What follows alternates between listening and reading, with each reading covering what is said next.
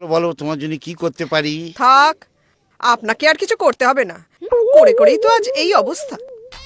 ও তুই নাকি কি কি কেসটা কি কেসটা কি?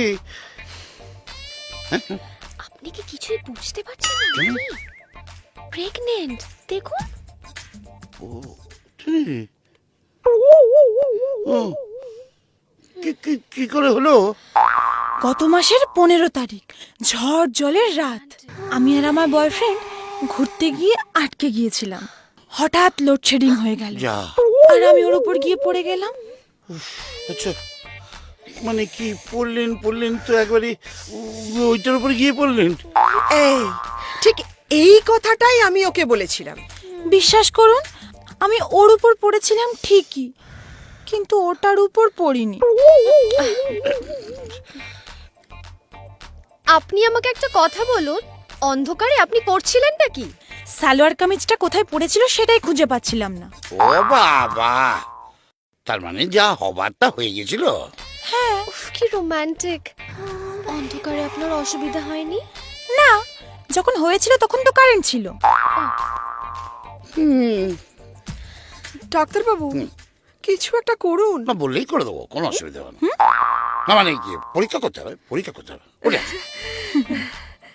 এ কি, পরীক্ষার কথা শুনে খুব খুশি বলে মনে হচ্ছে। খুশি তো হবই, আজ পর্যন্ত আমার মেয়ে কোনো পরীক্ষাতেই পাশ করেনি। অপূর্ব। চলে এসো, চলে এসো। হ্যাঁ, যা যা যা।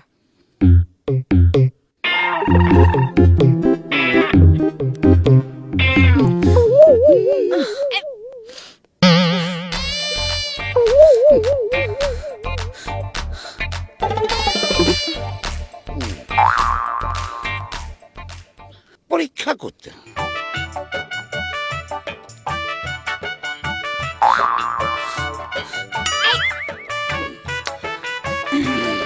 কি ব্যাপার বলুন তো, আমি তো কিছুই বুঝতে পারছি না। আরে না না, তোমায় বললাম না মা, এটা গ্যাস অম্বলের ব্যথা। আর তাছাড়া সুস্মিতা এরকম মেয়ে নয়। সুস্মিতা? সুস্মিতাটা কে? আরে বাবা, কে আবার? আমার বয়ফ্রেন্ড। বয়ফ্রেন্ড? বুঝতেই তো পারছেন, আজকালকার মেয়ে একটু বেশি মডার্ন। তার মানে ইনি প্রেগনেন্ট নন? না, আরে প্রেগনেন্ট কেন হবে? আরে আপনিই তো বললেন করে করে আজই অবস্থা হয়েছে।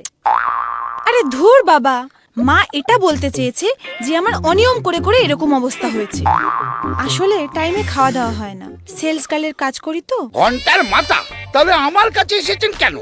আরে পেটে ব্যথাটা কেন সেইটা জানতে এসেছি। শুধু শুধু আমার সময় নষ্ট করাচ্ছেন। জানতো আপনারা, ফুটুন এখান থেকে, ফুটুন। এই শুনুন, ভদ্রভাবে কথা বলুন, আমরা আপনার খদ্দের। চলো তো মা। ডাক্তার বাবুর ফিসটা? বালের ডাক্তার। এই, মুখ সামলে কথা বলবেন। আমার নাম টিপে ধর। হ্যালো করি মাখো তেল, আর তা না হলে টিপে দেবো তোমার কদবেল।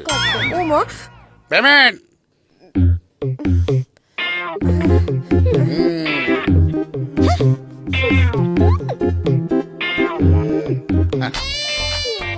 থ্যাংক ইউ, তোমার কাজে আমি মুগ্ধ। আজ তোমায় খাওয়াবো আমি আমার দুধ।